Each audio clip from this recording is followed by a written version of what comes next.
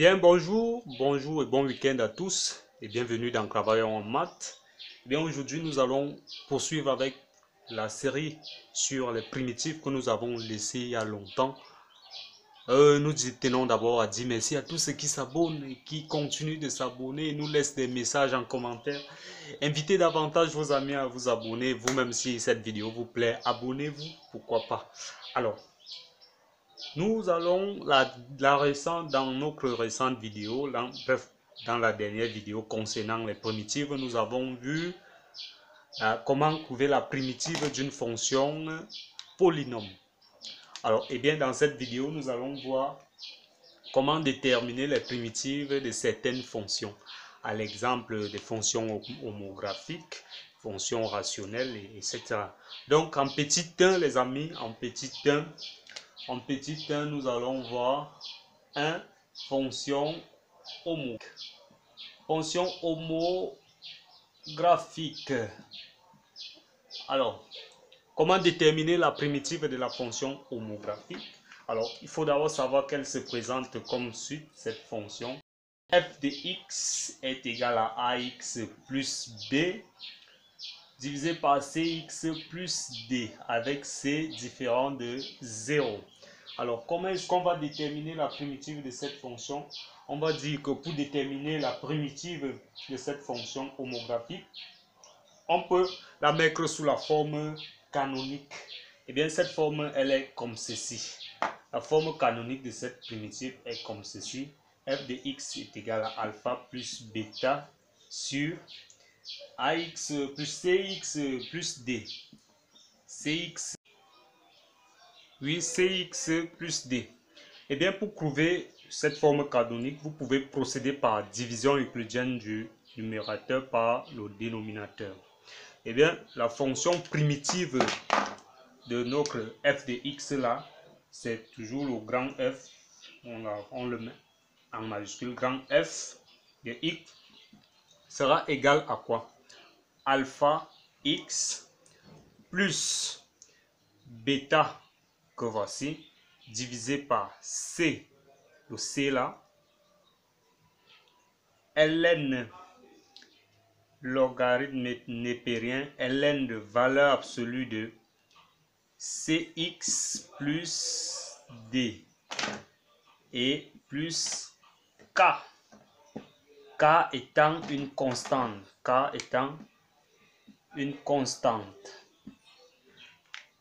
Donc voilà les amis, voilà comment on va souvent déterminer notre primitive d'une fonction homographique. Alors, prenons un exemple simple les amis. Nous avons 3x moins 2 divisé par x plus 1.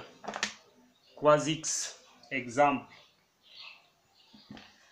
Nous avons 3x, f de x est égal à 3x moins 2 divisé par x plus 1.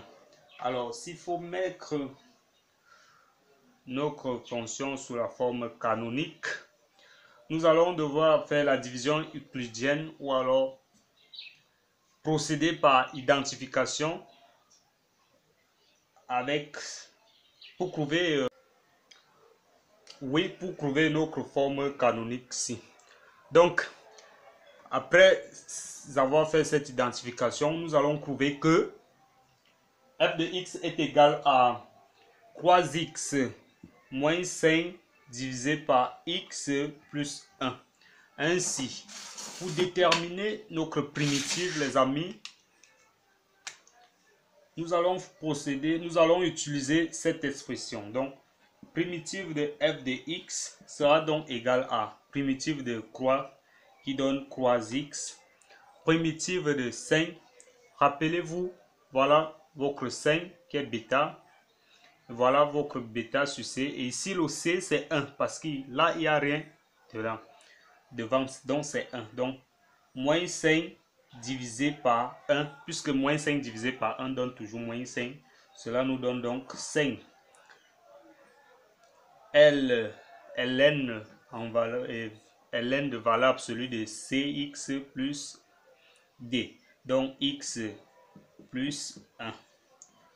Le tout plus de bref.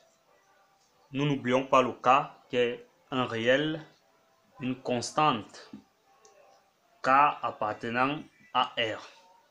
Donc les amis, voilà en ce qui concerne la primitive d'une fonction homographique. Alors, nous allons dans la suite voir la primitive d'une fonction de la forme ax carré plus bx, la primitive d'une fonction de la forme ax carré plus bx plus c, le tout divisé par a'x plus b'. Nous allons donc voir à combien est égal à sa primitive. Donc son rang f est égal à quoi? Donc les amis, si cette vidéo vous a plu, n'hésitez pas à la partager, à liker et vous abonner aussi. Donc n'oubliez pas de nous suivre dans la troisième partie de nos primitives, de notre série sur les primitives, à savoir comment déterminer la primitive d'une fonction de la forme ax carré plus bx plus c divisé par a'x plus b'. Bien, bonne journée à vous, bonne soirée à vous, ciao, abonnez-vous, ciao. Oui, pour trouver notre forme canonique ici. Donc, après avoir fait cette identification, nous allons prouver que f de x est égal à 3x moins 5 divisé par x plus 1. Ainsi, pour déterminer notre primitive, les amis,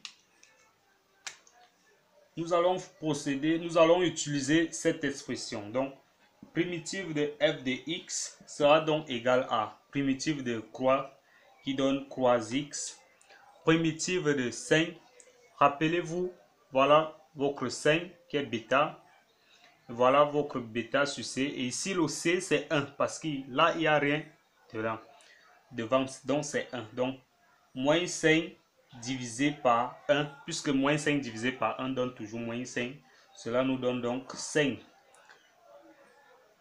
Ln en valeur ln de valeur absolue de cx plus d, donc x plus 1, le tout plus de bref, nous n'oublions pas le K qui est un réel, une constante, K appartenant à R.